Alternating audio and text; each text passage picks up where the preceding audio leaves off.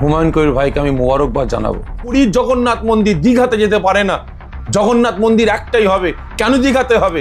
তিনারা তো সেখানে প্রতিবাদ করলেন না। আজকে বাবরের নামে একটা কেন, একাধিক হাজার হাজার মসজিদ তৈরি হতে পারে, বাবরের নামে হাজার হাজার মাদ্রাসা তৈরি হতে পারে। মসজিদকে শহীদ করে সেখানে রাম মন্দির তৈরি হলো। মানুষের গর্দান কাটতে গেলে 1 কোটি টাকা পুরস্কার দেবে, তাহলে ঠিক কত টাকার মালিক? হুমায়ুন কবির ভাইকে আমি মোবারকবাদ জানাবো। তিনি যে উদ্যোগটা নিয়েছেন, মহান উদ্যোগ নিয়েছেন। জানি না বিগত দিনে তিনি সমাজের জন্য কি করেছেন, তিনার জেলার জন্য কি করেছেন, তবে এই যে একটা উদ্যোগ নিয়েছেন, আমি তেনাকে সাধুবাদ জানাচ্ছি। কারণ সবথেকে বড় জিনিস, আমার দেশের প্রধানমন্ত্রী, তিনার চেয়ারটা হলো নিরপেক্ষ মানুষের চেয়ার। ওই চেয়ারে যে বসবে, হিন্দু, মুসলমান, জৈন, খ্রিস্টান, প্রত্যেকটা ধর্মের মানুষকে সমান নজরে দেখতে হবে। এবং মুখ্যমন্ত্রীর চেয়ারটা হলো নিরপেক্ষ মানুষের চেয়ার। ওই চেয়ারে যিনি বসবেন, প্রত্যেকটা ধর্মের মানুষকে সমান নজরে দেখবেন। প্রধানমন্ত্রী প্রত্যেকটা ধর্মের মানুষের প্রধানমন্ত্রী, মুখ্যমন্ত্রী প্রত্যেকটা ধর্মের মানুষের মুখ্যমন্ত্রী। কিন্তু বিগত দিনে আমরা যেটা দেখলাম, বাবরি মসজিদ, এই বাবরি মসজিদকে শহীদ করে সেখানে রাম মন্দির তৈরি হলো। অবশ্যই সরকার সেটা সহযোগিতা করেছে, সরকারি অনুদান দিয়ে করেছে। আমরা ভাবলাম সেখানে হয়তো আমার দেশের বড় বড় পূজারীরা গিয়ে সেখানে উদ্বোধন করবেন, কিন্তু আমরা দেখলাম কি, আমরা আশা করিনি যে আমার দেশের প্রধানমন্ত্রী তিনি গিয়ে রাম মন্দির উদ্বোধন করবেন, কিন্তু আমরা দেখলাম তিনি সেখানে গিয়ে রাম মন্দির উদ্বোধন করলেন। তা তিনি ধর্মীয় আচার আচরণ করতে পারেন।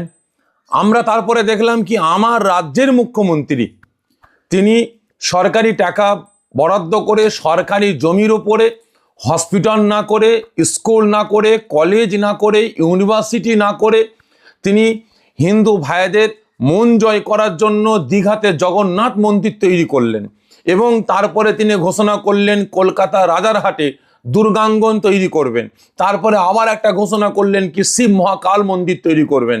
তাহলে আমার দেশের প্রধানমন্ত্রী যদি বাবরি মসজিদ শহীদ করে হিন্দু ভাইদের মন জয় করার জন্য তাঁরা যদি সেখানে রাম মন্দির তৈরি করতে পারেন, আপনার রাজ্যের মুখ্যমন্ত্রী যদি হিন্দু ভাই বোনেদের যদি মন জয় করার জন্য তিনি একের পর এক আপনার শিব মহাকাল থেকে নিয়ে, আপনার জগন্নাথ মন্দির থেকে নিয়ে, দুর্গাঙ্গন থেকে নিয়ে এই সমস্ত মন্দির তৈরি করতে পারেন, তাহলে আজকে আমার দেশে এত বড় বড় নেতা মন্ত্রী আছে, মুসলমান নেতা মন্ত্রী আছে, মুসলমান এমপি এমএলএ আছে, তাহলে তিনারা কটা মাদ্রাসা তৈরি করেছেন, কটা মসজিদ তৈরি করেছেন, কটা মক্তব তৈরি করেছেন। আজকে তিনারা মুসলিম সম্প্রদায়ের পড়াশোনার জন্য, আজকে তানাদের পঠন পাঠনের জন্য কটা স্কুল, কলেজ, ইউনিভার্সিটি তৈরি করেছে। আজকে আমি সাধুবাদ জানাবো যে হুমায়ুন কবির ভাইকে, তিনি আজকে উদ্যোগ নিয়ে, তিনার শুভবুদ্ধি আজকে উদয় হয়েছে। তিনি আজকে 6 তারিখ, যেহেতু একটা কালা দিন, বাবরি মসজিদকে শহীদ করা হয়েছে, ওই দিনে বাবরের নামে একটা মসজিদ তৈরি করছেন।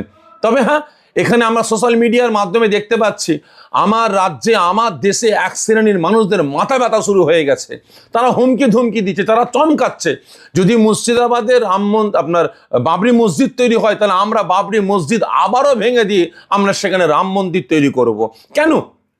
কেন পুরীতে যখন জগন্নাথ মন্দিরটাকে যখন ওখান থেকে নিয়ে এসে দীঘায় যখন জগন্নাথ মন্দির তৈরি করা হলো, কটা আপনার মুসলমান ভাই সেখানে প্রতিবাদ করেছে, কটা হিন্দু পূজারী প্রতিবাদ করেছে যে আপনার পুরীর জগন্নাথ মন্দির দীঘাতে যেতে পারে না, জগন্নাথ মন্দির একটাই হবে, কেন দীঘাতে হবে? তিনারা তো সেখানে প্রতিবাদ করলেন না। আজকে বাবরের নামে একটা কেন, একাধিক হাজার হাজার মসজিদ তৈরি হতে পারে, বাবরের নামে হাজার হাজার মাদ্রাসা তৈরি হতে পারে। শুধু বাবর বলে কেন, আজকে যে সমস্ত রাজা বাদশাহ ছিলেন, আমাদের পূর্বপুরুষ যেনারা ছিলেন, শাহজাহান বাদশাহ থেকে নিয়ে আরো যে সমস্ত অরঙ্গজেব থেকে নিয়ে, প্রত্যেকের নামে যদি হয়, অসুবিধাটা কি আছে? আজকে রসুল পাকের নামে হবে, সাহাবা হুজুরদের নামে মসজিদ মাদ্রাসা তৈরি হবে, অসুবিধা কি আছে? আজকে এখানে কিছু কিছু মানুষ আবার বক্তব্যের মাধ্যমে তারা ধমকাচ্ছে, চমকাচ্ছে, বলে বেড়াচ্ছে যে আপনার যদি বাবরি মসজিদ ওখানে তৈরি করা হয়, তাহলে আপনার হুমায়ুনের যে মাদান আনতে পারবে তাকে 1 কোটি টাকা দেবো। আপনার ক টাকা আছে? আজকে আমার দেশের গোয়েন্দা ডিপার্টমেন্ট গেল কোথায়? আমার দেশের ইডি গেল কোথায়? সিবিআই গেল কোথায়? আমার দেশের সাংবাদিকেরা গেল কোথায়? আমার দেশের পুলিশ প্রশাসন গেল কোথায়? একজনের মাথা কেটে আনতে পারলে তিনাকে দেওয়া হবে 1 কোটি টাকা। আজকে আপনারা তার কাছে গিয়ে কেন কৈফিয়তটা নিচ্ছেন না? কোটি টাকা আপনারা সে ইনকাম করেছে, সরকারকে কত টাকা ট্যাক্স ফাঁকি দিচ্ছে, আপনারা তার কাছে যাচ্ছেন না কেন? তাকে অ্যারেস্ট করছেন না কেন? যে একটা মানুষের গর্দান কাটতে গেলে 1 কোটি টাকা পুরস্কার দেবে, তাহলে সে কত টাকার মালিক, কত টাকার মালিক?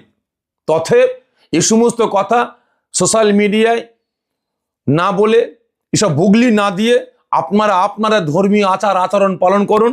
আমরা মুসলমান, আমাদের ধর্মীয় আচার আচরণ পালন করি।